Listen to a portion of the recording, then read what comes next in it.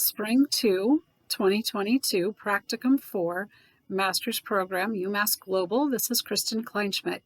I will be reviewing the competencies and the outcomes alongside some of the information I gleaned from chatting over the time with Ms. Kathleen Binder. Considering that I've worked at a school advocate for almost 2 decades, these are the skills that I've worked on over time, granted in different stages and settings. Currently, I am in the school setting, but if I were placed in a mental health setting, I'd probably need to review these competencies and how they would be applied in a different setting outside of schoolwork. The issue that I have worked on the most is our evaluation process. As mentioned before, it's important for social workers to evaluate their work from the perspective of the client or third person. Did the social worker cover all of the means to provide services to the client with the best the social worker could provide? It can be beneficial for a social worker to send out a form for the client to complete, asking the client about their services and how they viewed their services, also their time working with the social worker during the evaluation phase. Now, our agency, the Transition Partnership Program that's run through the Riverside County Office of Education, does not use that type of evaluation form as many other agencies either. We evaluate if we received 100 positive closures. This year, we did not meet the 100 positive closures. And so to evaluate our practice, I've mastered the skill to see how did we do with the individual client and not with the actual numbers. Competency number 1, demonstrate ethical and professional behavior. Professional behavior is mastered. I use language that is always appropriate, dress professionally when meeting with clients. Working in the office may include moving office items, so we could get dirty working in the office. We might dress down, where when we work in the schools, it would be a casual. So demonstrate ethical and professional behavior. Also in the ethical behavior is making sure that progress notes are carefully managed. We use the ARIES system. It's a school-based system, and our notes go into the ARIES database. So ensuring that nobody else has access to the notes that doesn't have a signed consent form. Competency 2, engage diversity and difference in practices. The work we do places us with a diverse client group. We serve clients that are poverty, low socioeconomic, to affluent families. The services rendered are not based on the family, but based on the need of the client. I'm comfortable meeting with anybody, homeless to wealthy. All of my clients have a need, and I'm there to see what resources I can connect the client to meet the need of the client. So that competency is also mastered. Competency 3, advanced human rights and social economics. My strong suit is advocacy in advancing human rights. I work with students that have disabilities, from foster families that need someone to advocate for their needs to families that are intact. I do a thorough background into the client and their family dynamics to see what resources are going to be the best fit. Some of my clients work and pay their parents rent. I have families that rely on their child's income even though the child has a disability. I go into the schools to see if there are resources the student needs. One student, for an example, was legally blind. The school had not yet identified the student as being blind. After meeting with them, I noted that they had a vision impairment and arranged for the vision itinerant to come and meet with the student. The student was set up with different technology, like a larger keyboard, a larger computer, larger font was requested of all instructors when they were given printed material. I work with a student who's deaf-blind, who I was able to connect them with the Helen Keller Institute in New York.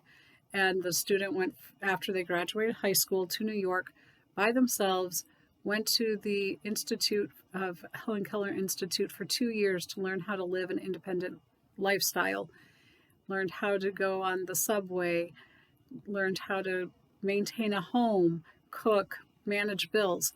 So that was a resource that was specific because the student was deaf-blind.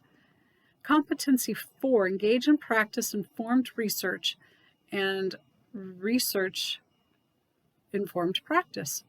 Research is also a strong suit for me. It would be mastered. I enjoy researching. I enjoy researching the laws, what resources are available, thinking outside the box to find things that would work for my students because my students don't have typical backgrounds.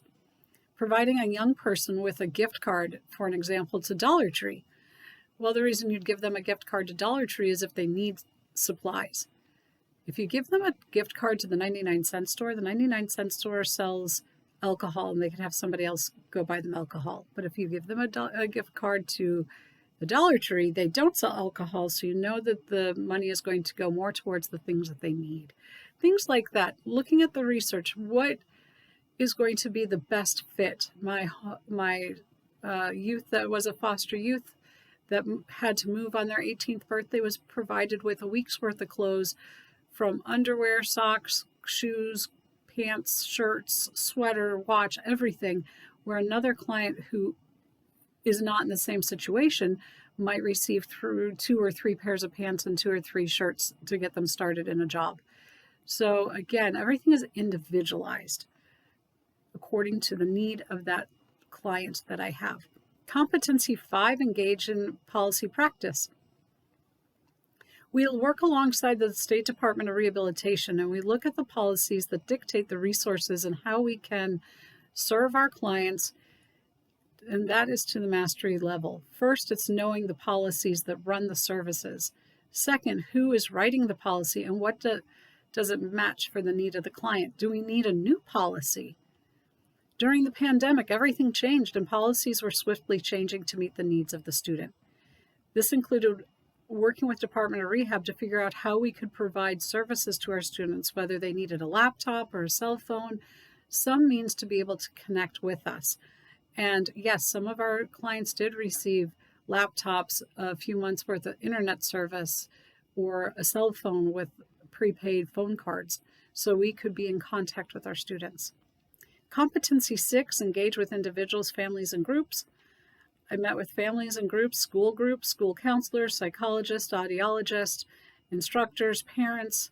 The Department of Rehab is mentioned, the local bus agency, and any agency that is able to provide a service to my student. The focus is the need of the student and who has the resources to meet the need. As mentioned earlier, the Helen Keller Institute in New York. The competency of working with the individual, the family, other outside groups, this has been mastered. Competency number 7, assess individuals, groups, organizations. Assessing the community groups in hand with engaging with the community groups. I'm used to, as a reference for clients, to community groups. The Department of Motor Vehicles has clients that can get a California ID card or a reduced card for free. Again, samples of assessing the need of the client, knowing the different groups, having connections with the pantries, having connections with different groups that would help the client. The family is a vital stakeholder for the client. Families can be the nucleus. However, it can also be a foster family, a grandparent, or a friend that has opened their door to a student for whatever reason. The competency is mastered. I interface with interpreters for Spanish, American Sign Language interpreters, as well as other languages to reduce a language barrier when working with the student and their parents. I've connected to organizations in my community and community groups, like the local colleges. Our clients are often transitioned into the local college when they graduate high school. I've helped the students transition with the disabled students programs on various campuses so the clients' resources continue when they start college. Students leave with knowing that they have the tools that they need to continue to start school. Students leave also knowing with the tools that they have if they are going to get a job. So they've got their resume put together. They have an application, a mock application that they can use when they have to do a written application as compared to one online. I'll go onto the job site and I'll look for obstacles that can be harmful to a deaf client or to any client. But in a situation with a deaf client, such as a forklift, so if a deaf client were to work at Lowe's, they would not be able to hear the forklift. So I go in and I look for those kind of things. How can we get a youth to work at Lowe's that's deaf and not be harmed by the forklift? And I've been able to do that. And I also train the employees or the family members on how to communicate with that client. I don't teach sign language, but I am able to teach some effective means so communication can still happen.